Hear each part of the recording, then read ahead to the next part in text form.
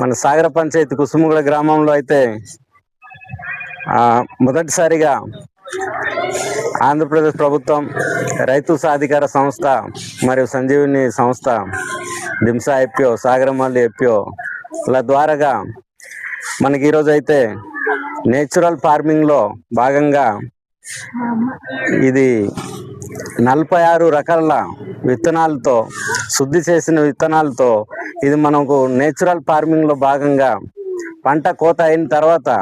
అంటే పంట తీసిన తర్వాత మనం భూమిలోకి ఇది విత్తుకుంటే ఒక 30 రోజుల్లో దీని ఒక మొక్క అన్నది వస్తుంది. మొక్క వచ్చిన తర్వాత మళ్ళా మనం పంట వెళ్ళే ముందు మళ్ళీ దీన్ని మనం